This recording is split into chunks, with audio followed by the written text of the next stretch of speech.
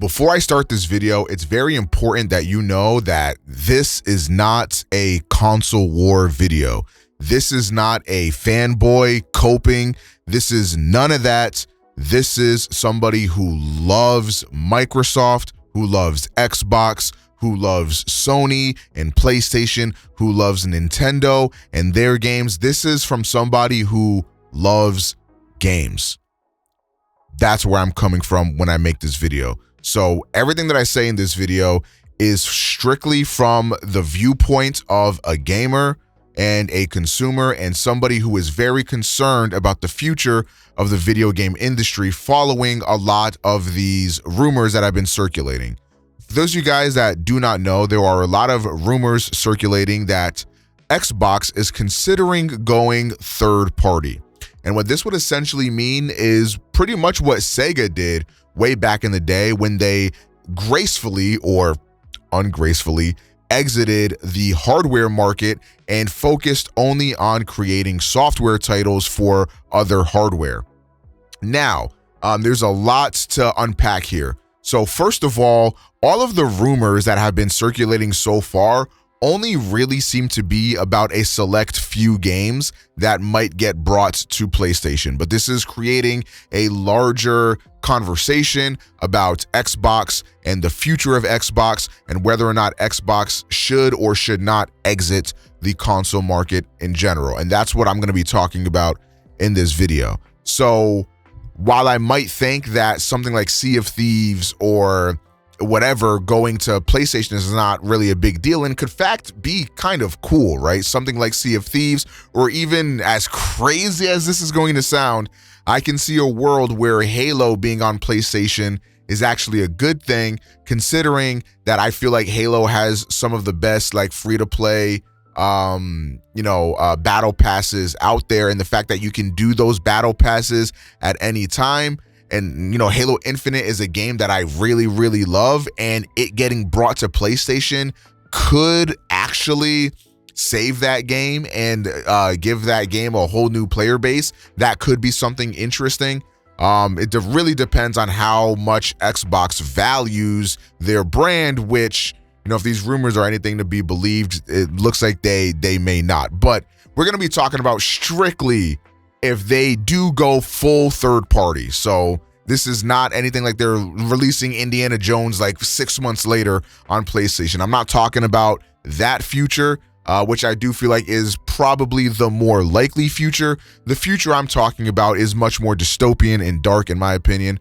And this would be if Xbox were to go full third party.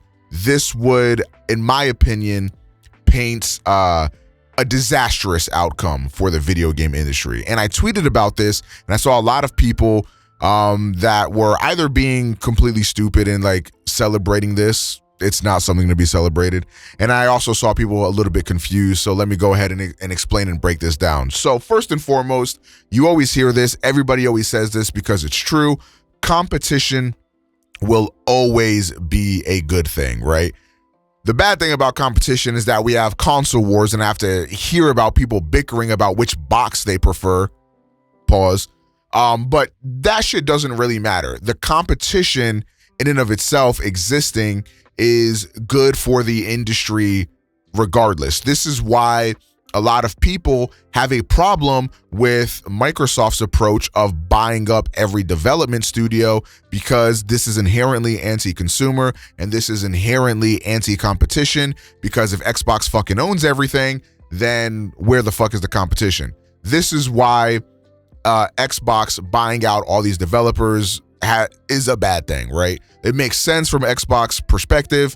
I understand that. I get that. But by and large, if every development studio is under the bigger umbrella of a major player like Xbox, Nintendo, or PlayStation, this is just bad. I mean, we take a look at record labels from the music industry and how every single record label is underneath a giant media conglomerate. And we know how fucking terrible the music industry is. Let's not make another music industry, can we please? But I wanted to reply to one reply that I've seen a lot on Twitter, a reply to a reply, if you will, about people saying that, let's be honest, Xbox really isn't competition to begin with. And this is not necessarily untrue, especially if we look at the console sales, between PlayStation and Xbox. I mean, PlayStation is just wiping the floor with Xbox. And there's no other way to say that. Like, it just is true. But if that were true, that Xbox really wasn't any competition, then Sony would not be pressed about Game Pass or about whatever it is Microsoft is doing over there with their own development studios and whatever it is, Xbox having that relationship with Nintendo. Like, Sony wouldn't be pressed about that at all. The fact of the matter is that if one of these companies is doing something good that the other company is not doing, it makes that other company look worse. Case in point, Game Pass. Everybody's been dick riding Game Pass for years, saying how Game Pass is this great thing, blah, blah, blah, whatever. But then we hear stories internally about PlayStation or even see leaked emails from PlayStation executives shit talking Game Pass and how horrible Game Pass is and how horrible for the industry it is. And it's like, of course, you think it's anti-industry because it fucks with your bottom line. But the fact of the matter is that a lot of developers have come out and said that their game only ever had a shot because of Game Pass. A lot of developers said their games have been successful strictly due to Game Pass, and also the consumers love Game Pass. Game Pass seems to be overall a win-win for most developers that have an opinion about this type of stuff. Now, granted, Sony's going to have a vested interest in trying to downplay Game Pass, but the fact of the matter is that Game Pass is wildly successful and it's very good, period. But if we want to go ahead and further talk about some of the history between PlayStation and Xbox, and if Xbox really can't compete with Sony at all, we have to take into account that a lot of the things that Sony has, a lot of the things that PlayStation has, is because it came from a direct competition with Xbox in the first place, right? For example, even something like Killzone really was made to be like sort of, PlayStation's Halo, right? Because Halo is killing it. Halo's doing all this crazy shit. Halo is gaming at the time, and Sony answers back with Killzone. And now the developers of Killzone make Horizon. And now, while I don't think Horizon is a very good game, to call Horizon not a success would be stupid. Horizon is a massively successful game, and that came from Killzone developers. And that stemmed from a competition with Microsoft, with Xbox, with Halo, right? The whole reason PlayStation Plus is even as good as it is now is because of the fact that Xbox Live was just better for years.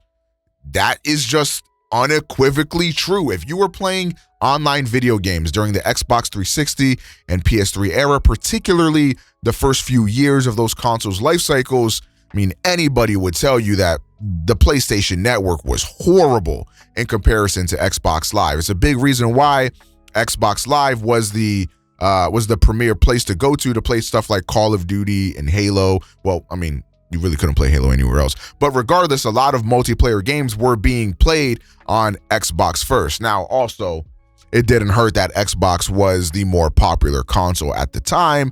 But regardless, the PlayStation network being as good as it is came from that competition. Also kind of came from the fact that they got hacked and lost like 7 million people's identities or whatever the fuck. But regardless, that competition, I'm sure, stoked the flames, right? And if you even want to look at the different PlayStation Plus tiers that they have now, I mean, you can't tell me that's not supposed to be in direct competition, or at least trying to compete with some of the stuff that, Xbox has done with like Game Pass, for example, right? Like, PlayStation's whole initiative when the PS5 came out was this, I forgot what they called it exactly, but if you bought a PS5 within the first year or two, I think, of its release, there was like a bunch of like, PS4 games that you could get for completely free, and that was a very big positive to having that. Now, I can't directly say that is inspired by Xbox or by Game Pass or anything like that, but if PlayStation was the only console out, you got to imagine maybe there's a world where they didn't offer something like that, and that would be, pretty much, that would just be bad, right? We talk about the trophy system. I mean, trophies have become super popular. There are entire YouTube channels dedicated to achieving trophies. And trophies came from achievements from Microsoft, from Xbox, you know? It just is what it is. And, you know, this is not a bad thing. Like, I don't think taking things from your competitors is bad. I think that's a good thing. And kind of the point where I think competition is important, because you see your competitor doing something else, even if it's a competitor that is not a huge threat to you, you see them doing some stuff and that inspires you like, oh shit, maybe we should do something like that too. And everybody eats. Competition is just better for everybody. But then on the note of competition, I saw a lot of people saying, well, Nintendo is the real competition for Sony anyways, right? If Xbox leaves the video game market or leaves the hardware market, they're still Nintendo. This is just unequivocally false, because all three of the major players, Xbox, PlayStation, and even Nintendo themselves will tell you that they are not in this console war. They're not a competitor to Sony or to Microsoft, period. And I think this is just proven true by the fact that, you know, we got to look at their demographics, right? Like, I think there are a lot of people that own a Switch and play stuff like Mario or play stuff like Animal Crossing or anything like that, that have no interest in playing Horizon Forbidden West, that have no interest in playing Forza or Gears, right? Like, this exists in its own lane. And I think furthermore, we see a lot of people, and I think a lot of, you know, gamers will generally have like a Switch and then a primary gaming rig, whether it's their PC, their Xbox, or their PlayStation. Usually, you know, people that are like gamer heads will have a Nintendo console and something else. Whereas a lot of the casual gamers will probably have like a Nintendo console and then maybe nothing else, unless they want to play stuff like, you know, Fortnite or like the sports games or Call of Duty or whatever. They might have an Xbox or a PlayStation for that. Then in that case, they're probably just getting whatever their friends have anyways, right? And then I think furthermore, if we take a look at Nintendo's titles that they're releasing titles unlike anything Microsoft or Sony are doing, right? If we take a look at Nintendo's first-party titles, you know, there's nothing like Mario Odyssey or Mario Bros. Wonder or Breath of the Wild or Metroid Dread or whatever. Like Sony isn't making, you know, Naughty Dog make a Metroidvania, you know?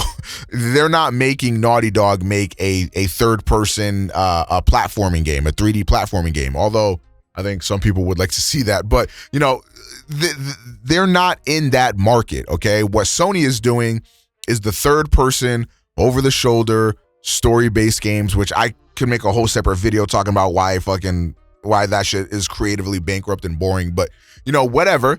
It is what it is. That is Sony's focus. And then Microsoft's focus is a Game Pass, I guess. We see Microsoft, you know, purchasing stuff like Bethesda and working on stuff like Indiana Jones and shit. They're clearly cooking something there. Whether or not that's going to remain on Xbox is, you know, that's yet to be seen. But, you know, they're trying to work on their own sort of brand identity over there on Xbox. But regardless, the stuff that Nintendo is making is completely far and away from the, you know, AAA story-based, you know, super high graphical fidelity, you know, pushing the bounds of technology games that, you know, Microsoft or Sony are producing. And then, of course, Nintendo is also a half handheld, half home console. And half of that reason for the Switch existing, Nintendo or Sony and Microsoft just simply, they can't compete with, like, at all. Like, there's nothing that PlayStation can do that can compete with the Switch in terms of handheld stuff. And Microsoft, I mean, you got to get a grip on the home console stuff before you even start thinking about some other shit, right? So it is what it is. Now, there have been rumors about a potential PS Vita 2, you know, in the works. And if that does happen, I really, really hope that Sony will actually support this thing, because I still think to this day the PS Vita is the greatest handheld ever made. And if that thing had any of the proper support that it deserved, it would be the best, one of the best consoles ever made, period. But anyways, different topic, different story. We can move on. Furthermore, if Xbox goes full third party, that would essentially give Sony a monopoly. And I hope that I have illustrated why that would be a monopoly in the first place. And this would be very bad. You are essentially giving the keys to the industry to Sony, right? And before I go ahead and continue this, anybody having a monopoly is bad, period, right? It doesn't matter, what we're talking about here. Any sort of monopoly is going to be a bad thing. And if we look back to, when something like this happened in the past, right? Who remembers Nintendo versus Sega, right? Nintendo was very clearly in the lead, very clearly washing Sega at all turns, right? But Sega still had a dog in the fight. Sega still had stuff like Sonic the Hedgehog. Sega still had some amount of brand recognition and some amount of power that provided a direct opposition to Nintendo and forced Nintendo to go head to head and compete with Sega and really try to take Sega on, right? That was unequivocally a good thing. Like, having that is a good thing. And I think, Xbox is in the camp of, where Sega used to be up against Nintendo. But the difference is that there is no PlayStation around the corner or anything like that, like there was for Sega, right? Nintendo didn't really kill Sega. Sony did. It was because the PS2 had come out that Sega was like, well, fuck it. Like, we're out of here. We were competing with Nintendo, but now we're competing with Nintendo and Sony and losing. Fuck it, we're gone, right? But Xbox, there is nothing else. There is nobody else that's in this realm that's in direct competition with Sony to really compete with them. Even if we talk about PC, right?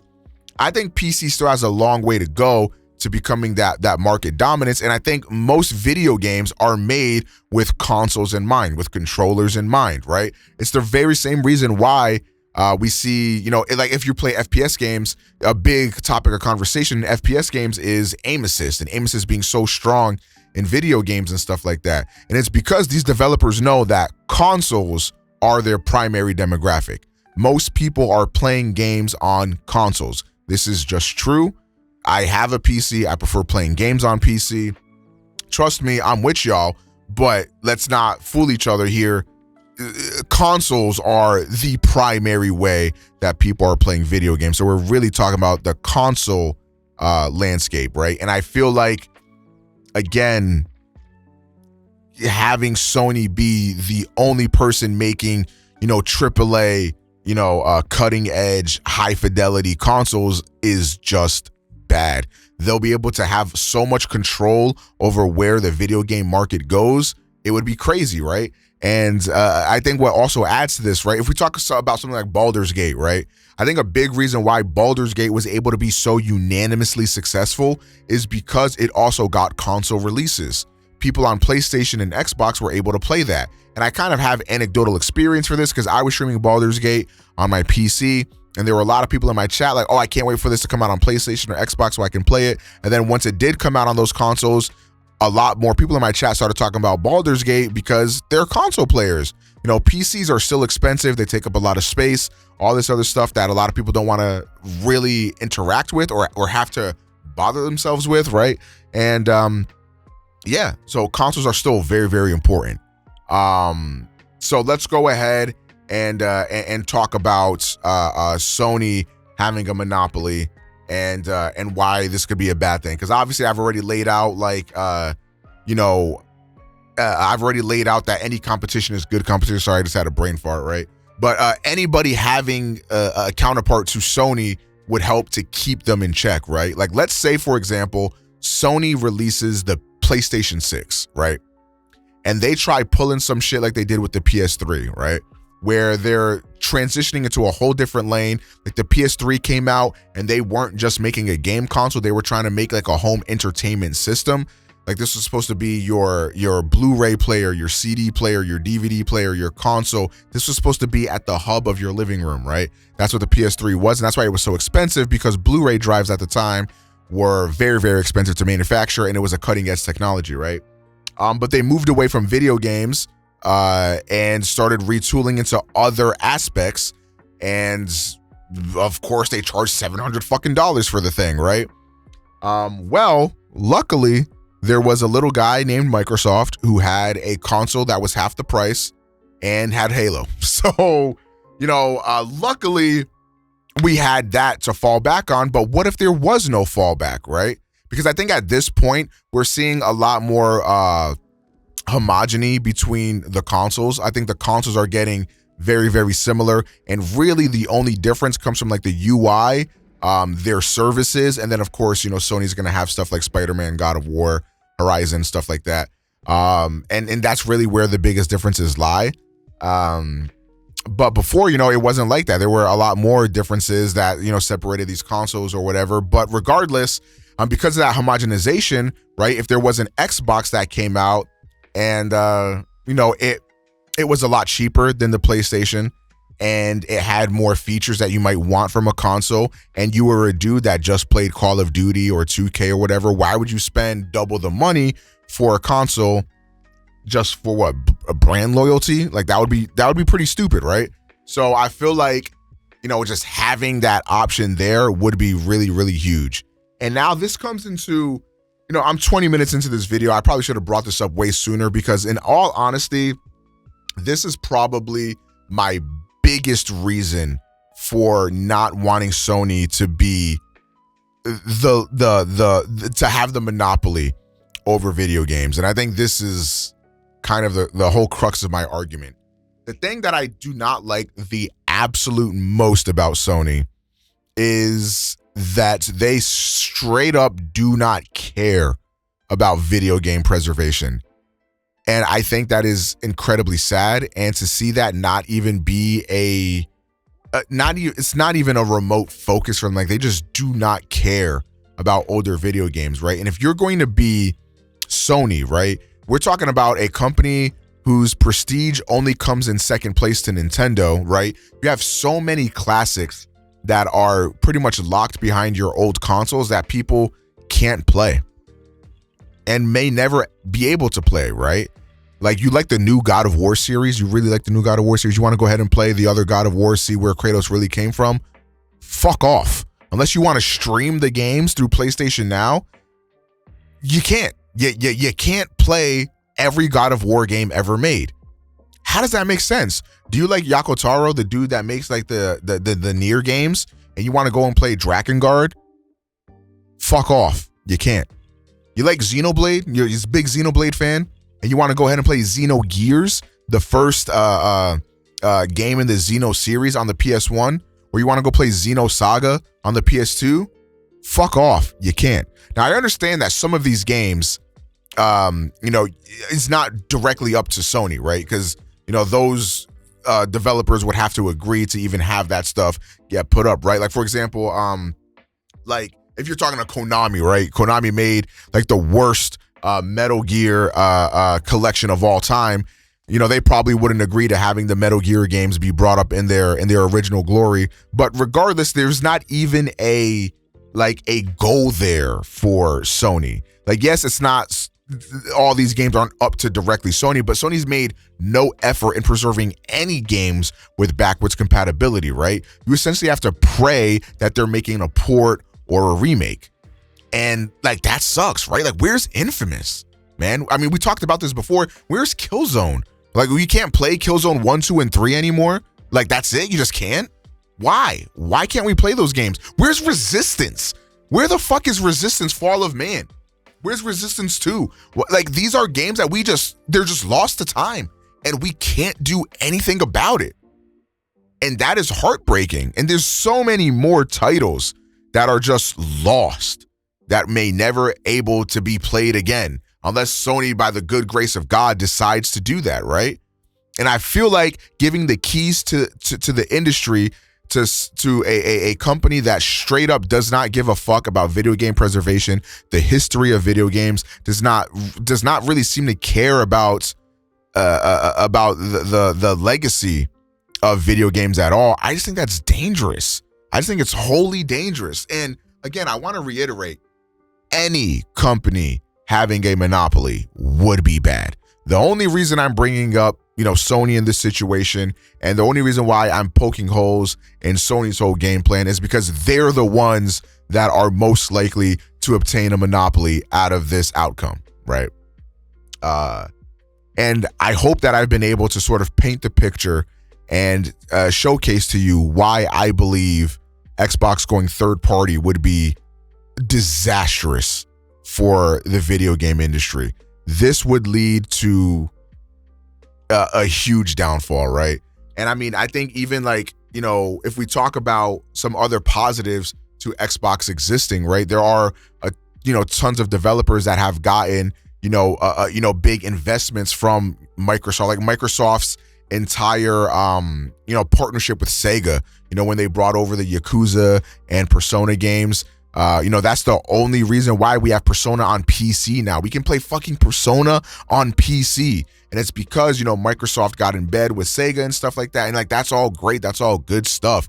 And, we had Persona 3 Portable, a game that was lost to time that we could never play because ding, ding, ding, guess the fuck who? Sony never gave us any sort of backwards compatibility or anything like that.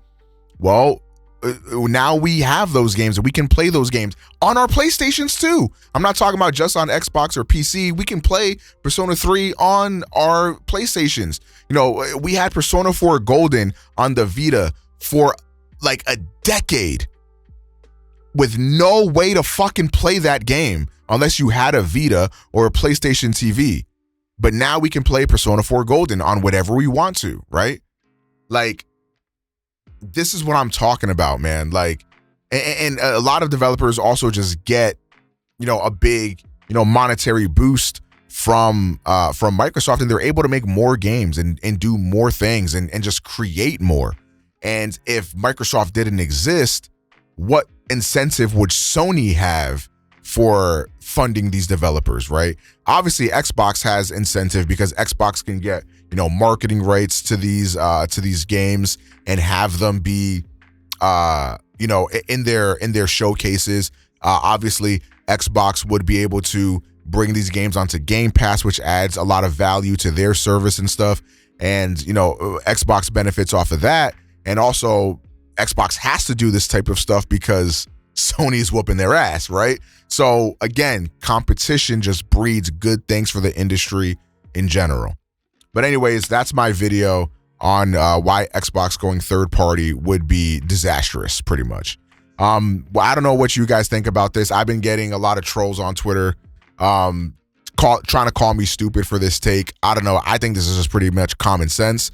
And I think that, once you look past the whole console war bullshit and once you stop being a fucking child and look at this for what it could actually mean to the landscape of video games, I think you'll see why this is such a bad thing to have happened. Anyways, thank you guys so much for watching this video.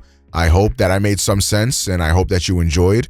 And yeah, man, I'll catch you in my next video.